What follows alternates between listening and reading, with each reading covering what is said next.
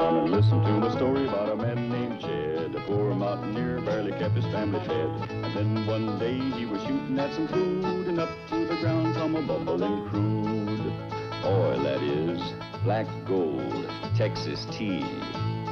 Well, the first thing you know, old Jed's a millionaire. The kinfolk said, Jed, move away from there. Said, California is the place you ought to be. So they loaded up the truck and they moved to Beverly Hills, that is, swimming pools, movie stars. The Beverly Hillbillies.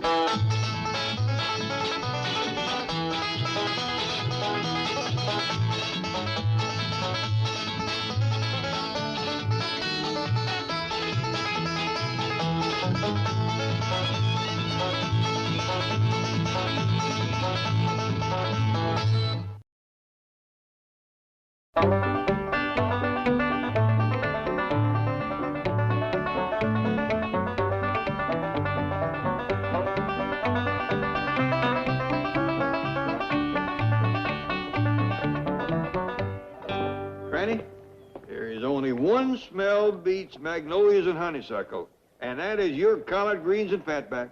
Well, Jed, spring wouldn't be spring unless I whomped up a good big pot of collards and side meat. You got wild onions in there? Just like back home. I hope you're going to have plenty of cornbread to crumble into pot liquor. Oh, you betcha. That reminds me, I better go stir it up. Will you guard my pot for me? Why, sure, but it ain't likely any critter would bother boiling greens. There's one that will. And he's been sitting up in the tree for the last 3 hours, waiting for me to go into the house so he can swoop down.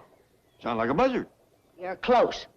It's the 10-toed, black-tufted victual snatcher.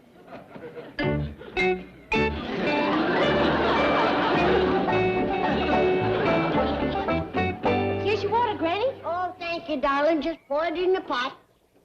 Come on down from there, Jethro. Can't hear you, Uncle Jed. I got chores for you. I didn't hear that neither.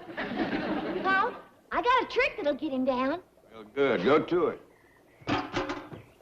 Jed, let's have a sociable this evening like we used to have back home in the hills when I cooked my spring collards. Good idea, Granny. I'll invite some neighbors in. Back home, we didn't have to invite them. That's the truth, especially the ones that live downwind. Here comes Jethro. He bounced right back up. Twice. Don't look like he's hurt. Ah, he's fine. You know what Ellie done to me? Yeah, she tricked you out of the tree. Some trick. She throwed me 40 feet on my head. Well, you can fill in the hole later. Right now, we got to get ready for the Spring Eating Festival. Hot dog. I'm cooking 4 bushels of greens, a peck of wild onions, and 20 pounds of fatback. We're hoping some neighbors will drop in. Neighbors? That ain't hardly enough for me. I mean, us. Granny, you reckon I could have a little helping to hold me till supper? Well, all right, boy. Go fetch a plate. Here, just fill this. Get out here! Let you have it. There is living proof that the moon ain't made of cheese. If it was, Jethro would be there. There'd be a heap less moon. I told you I could get Jethro out of that there tree. Anything else I can do? Maybe Ellie can commence inviting the neighbors. She can start with the Drysdales. I don't hardly think they need an invite. Their house is downwind. Besides, Mr. Drysdale likely at the bank by now. Chief, are you serious? You're letting Mrs. Drysdale sell the house? A prospective buyer's coming this morning to look it over. But you live right next door to the Clampetts. I can't picture you ever leaving. Well, I promised Margaret if she'd stick it out for 7 years, I'd let her sell the house. And I am a man of my word. Well, congratulations. You've got newfound courage. You've got self-confidence and maturity. Thanks. I've also got an option to buy the house on the other side of the Clampetts. But your wife will be in the same spot. Not exactly. The new house is 25 feet closer. You'd better think twice about this. Your wife just might leave you. Gee, I hadn't thought of that. No, I don't want to dream the impossible dream. Yes? Oh, hello, Margaret.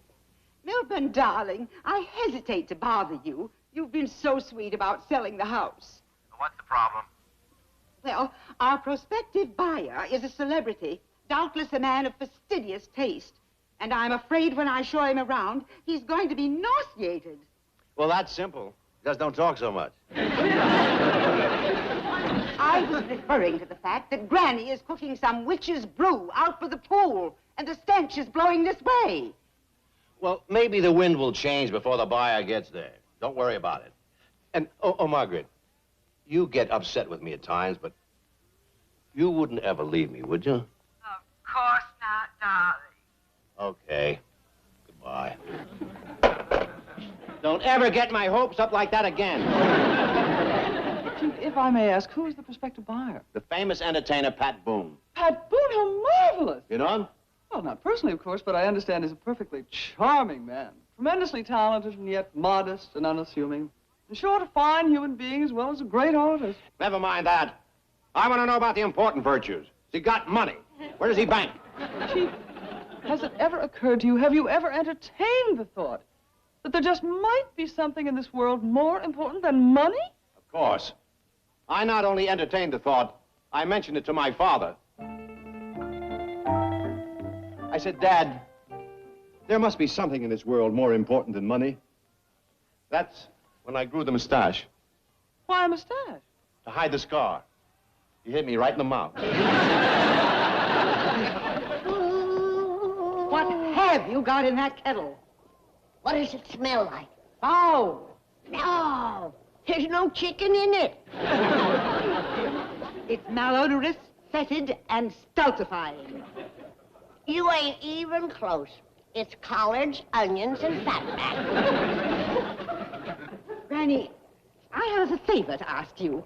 A very important gentleman is coming to my home, and if he smells this odor, I know what you're going to ask, honey. Just fetch him over. There ain't nothing like a mess of greens come spring. Now, how much longer will you be cooking this mess? Oh, it ought to shimmer all day. Could I possibly persuade you to take it off the fire now? Can't wait, huh? All right, fetch over a plate. I'll fetch over the smog control officials. Who? The people in charge of air pollution. Well, if they's friends of yours, I'll feed them. Only I don't hold to the way they're polluting our air. What's the use? I'll be back with the police and the fire department. Well, now, if you're going to bring them, leave the air polluters home. I can't feed the whole city.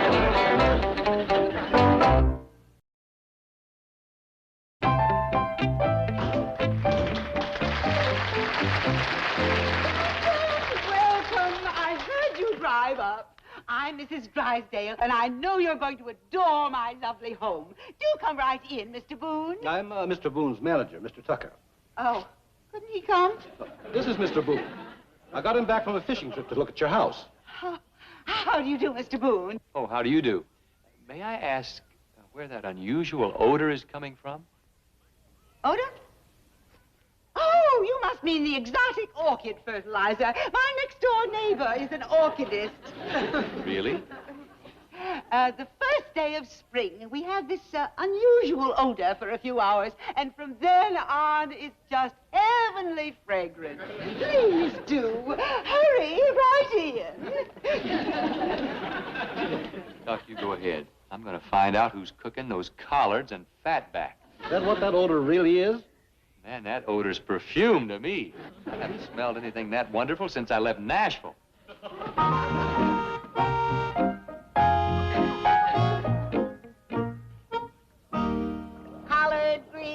Collard greens, good old collard greens, cornbread and fatback, good old collard greens. Collard greens, good old collard greens, cornbread and fatback, and good old collard greens. Where did you come from to know that song? Nashville, Tennessee, ma'am. Tennessee. Yeah, and I haven't smelled anything that good since I left Tennessee. Oh, you poor boy. What you been eating? Oh, steak mainly, lobster, prime rib, shrimp. Well, I reckon when you get hungry enough, you can eat anything. What's your name, son? Pat Boone, ma'am. Mine's Granny Moses. I reckon you've heard about me. Aren't you an orchidist? Oh, no. Jed and me, we sing hymns with the Methodists and the Baptists, but mostly we're golden rulers. Oh, I see. I thought maybe you'd heard about my doctorate. You're a doctor? Probably the most famous betwixt Bug Tussle and Springfield. Springfield? Did you ever know Red Foley? Did I know Red Foley? He never missed a spring that he didn't come to our house for collards and fatback. Ha ha, that's great. How long you been here in California? 7 years. When did you leave Tennessee? Oh, 15 years ago. What you been doing all that time? Singing, mainly. Oh, no steady work, huh? Well, who's this young fella? His name is Pat Boone, Jed. Smell my collards cooking and come a-running. Oh, glad to have you, son. Where are you from? Tennessee. By doggies, I've known Granny's collars to pull him in from a long way off, but this is a new record. He was in the neighborhood when he smelled them, Jed. I figured as much, Granny. Excuse me. Would you like to stir? Oh, I'd love to. He's a drifter, Jed. Left home 15 years ago and ain't had a steady job since. Ain't had a decent meal neither, poor boy. Well, let's offer to take him in. Maybe we can help him get work. Good. Son, we got a fine big house here with plenty of room. We'd be pleased to have you stay with us. Oh, I sure do thank you, but I've got a place to stay. Now, don't be proud, Pat. Sleeping in freight yards can be dangerous. I promise you, I'm not sleeping in freight yards. Well, then, how about dropping around about sundown and having some collards and fatback with us? Now, that I would purely love. You like cornbread and pot liquor? Does a possum like persimmons? Speaking of possum, Granny's gonna bake a few for tonight. With sweet taters. Oh, now you're making me homesick. Well, see you tonight. Listen, how can I thank you folks? You got a guitar? Sure. Good. Fetch it along this evening and you can sing for your supper. Oh, you play and sing, do you? Well, that's how I've been making my living. Well, as long as you enjoy it. Money and everything. Speaking of money, I reckon you could use a little. Oh, no, thanks. I'll be all right. Oh, don't be bashful. I've been broke myself. I know what it's like. Oh, you're early, Mr. Policeman. We ain't gonna be eating till sundown. You can't build an open fire in Beverly Hills. Oh, sure you can. All you need is seasoned wood. No, what I mean it... Wait a minute, aren't you Pat Boone? Oh, well... Well, sure you are. I've got your latest record. The boy's got a record, has he? Well, sure, a bunch of them. Haven't you seen his pictures? No, we don't get down to the post office much. Please don't arrest him, Mr. Policeman. He's a good boy. He just fell on hard times. I'll vouch for that. Is this really on the level? They don't know who you are? That's right, officer, and I'd like to keep it that way. Couldn't you parole him to us? We'll help him. How about if he give up singing and playing and takes an honest job? Thanks, Granny, but I'm just going to go along quietly with the officer. Well, will we see you tonight? Oh, I'll be here. Nothing can stop me. Don't bust out of jail, Pat. Even Granny's collars ain't worth that. I'll smuggle your mess to the jail. There'll be a file in the fatback. I hope they don't lock him up, Jed. I reckon it goes hard on you once you got a record. And him with his picture in the post office. Well, we'll look after him. Yes, he's right here. Mr. Clampett for you, Chief. Oh, Mr. Clampett, what can I do for you? Well, first off, we'd like to invite you and Miss Jane to come by this evening for collard greens and fatback. Oh, wonderful, wonderful. Yes, we'd love it. What's fatback? It's Fatback. Oh. What's Fatback? Meat? Oh, yes, Mr. Clampett. I was just explaining to Miss Hathaway what Fatback was. Yes, we'll be there. Good. We're going to have a little entertainment, too. A boy by the name of Pat Boone. Pat Boone? I know you never heard of him. He's from back in our part of the country. He happened to smell Granny's collards a cooking, and he come a-running. Oh, he likes collards, does he? You're just crazy about him. We all been hitting it off real good. Well, fine. We'll be looking for you. Bye. Oh, this is beautiful. Pat Boone met the Clampetts and loves them. And Granny's victuals. Really? Yes, he's a collard addict. Now he'll give me anything for my house. I'll call Margaret and tell her to raise the price to $250,000. Now, why, give her the pleasure. This is the kind of thing I do so well. Plucking a pigeon. Well, Mr. Tucker, I'm sure you'll agree that this is a delightful home and well worth $200,000. Well, of course, that will be up to Mr. Boone. Where is he, by the way? He went next door. Oh, no. Mr. Tucker, I'm going to give you the opportunity to be a big hero in the eyes of your clients. Let's say $100,000. I'm sure Mr. Boone will be pleased to hear that. Why did he go next door? To investigate that odor. Oh, dear. They would have to fertilize their orchids today. Let's say $50,000. Mr. Boone didn't think it was orchid fertilizer. He thought someone was cooking collard greens in the Fatback. $25,000, and I'll throw in all the furniture. Mrs. Drysdale. 10. Sign here.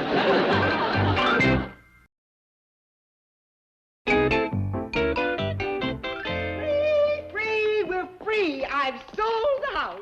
Oh, Margaret, you should have waited for me. I could have got a... You got $1 million? Look again, dear. Don't tell me you sold this place for $100,000. No, look again. 10? Oh, no wonder you were yelling, free, free. Oh, we take a little loss. It's worth it to get away from Granny's vile concoctions. Pat Boone would have paid $250,000 for this house. Not after he smelled that vile hillbilly brew. He loves it. He's a hillbilly himself. You just blew $240,000. If you wish to continue this conversation, please lower your voice. Is this low enough? Much better. Can you hear me? Yes, but smile. How's this? Fine. Now, what do you wish to say? I'm going to strangle you. Come on, everybody. It's pretty near collar time. Jed, I thought you was guarding my kettle. That 10-toed riddle snatcher will gobble up everything. It's all right, Granny. He's upstairs getting changed to his agent's clothes. How come? Well, I asked him to see could he give this Pat Boone a leg up in the show business. Oh, that's nice. Sure hope the boy can sing. Now, don't you worry, Jed. All us Tennessee folks are born with the gift of music. They used to call me the songbird of the Smokies. Fairchild Me's ready. Is Mr. Boone here yet? Ellie Mae, you ain't bringing that varmint to the Collard Festival. Oh, Granny, he just loves your biscuits and sorghum. Ellie, honey, a bear makes a poor chaperone. Mr. Boone is liable to get the idea that we don't trust him with you. There he is. Quick, hide the bear. Granny, you don't quick hide a 500-pound bear. Well, Miss Jane. My time for the Collard Festival? You bet you are. Granny? Ellie? Fairchild? Where's Mr. and Mrs. Drysdale? Oh, they'll be delayed. They're having a little contretemps. Well, they hadn't ought to eat before they come. Let them eat, Jed. Betwixt Miss Drysdale and Jethro, there won't be enough for the Moon Boy. Yeah, he's liable to be hungry. They don't feed him too good in jail. Are you by any chance referring to Pat Boone? You know him, do you? Well, not personally, but I've seen his pictures. And you know he got a record. Well, he has many records. Yeah, that's what the policeman said when he took him away. I still say he ain't a bad boy. He just got roving feet. I wonder if he's any kin to Daniel Boone. Well, as a matter of fact, Pat Boone is a direct descendant of Daniel Boone. There you are, Granny. The boy come by it honest. Old Daniel sure had wandering ways. Is it possible you don't know that Pat Boone is famous? I reckon he is. with his picture in every post office and his record in every police station. Jed, Granny? Oh, hi, Miss Jane. Jethro. Folks is commencing to gather out by the cement pond. Come on, let's go. What about that bear? Well, Granny, if he's kin to Daniel Boone, he won't be scared of no bear. Girl's right, Granny. Come on, let's go. Now remember, Tuck, these folks think I'm just sort of a singing hobo, and I like it that way. You mean you're gonna sing for nothing? Don't worry, you're gonna get your 10% of my collards and fatback. Some deal. Hey, speaking of deals, did you tell Drysdale we're not gonna hold him to that $10,000 price? I'll tell him when he gets here. You'll worry. Let him. I read the fine print on that agreement. With the interest he charges, he could still get $200,000 for that house. Oh, there you are. Thief, robber, singing bandit. I ought to call the police. That's right. Whatever mistakes the boy has made, he's promised to turn over a new leaf. Now, if we all pitch in and help him, maybe he can make us as a singer. Milburn, get me out of this thing immediately. How did you get out of the basement? Never mind. Untie this straitjacket. That's a dandy idea, Miss Drysdale. Keeps you from making a pig out of yourself. I wonder could we get one of them for Jethro? All right, everybody, get yourself a plate and line up in front of the kittle. Quick as we get through eating, Mr. Pat Boone is going to play and sing for us. Oh!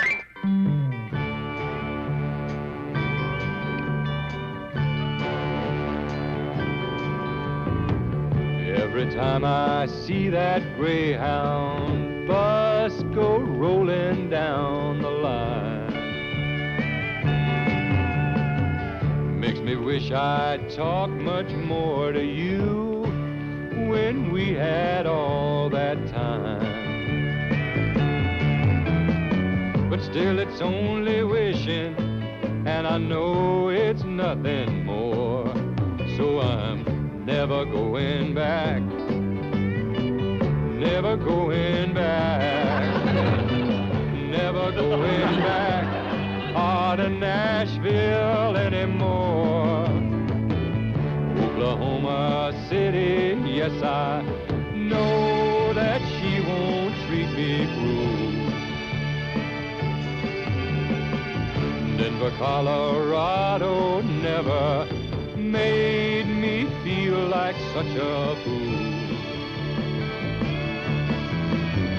These are only cities, but they're cities without you. So I'm never going back. No, I'm never going back. Never going back to Nashville anymore.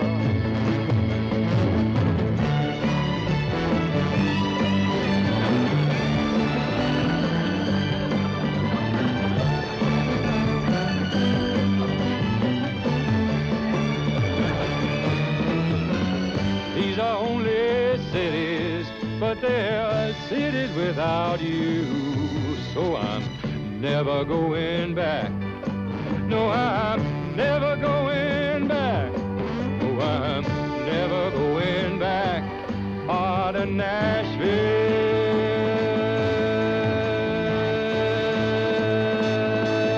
anymore. Oh, no. You in Nashville seen the last of me, honey. I may go on down to Chattanooga, walk up there on Lookout Mountain, take a look, but I ain't gonna see you.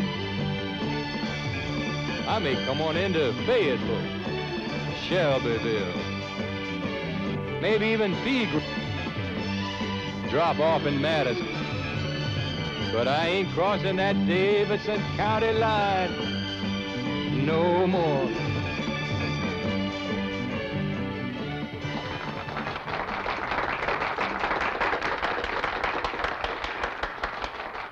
What do you think, Jethro? You gonna handle him? Oh, he needs too much work, Uncle Jed. He'll have to change his name, his style of singing, his whole image. It just ain't working.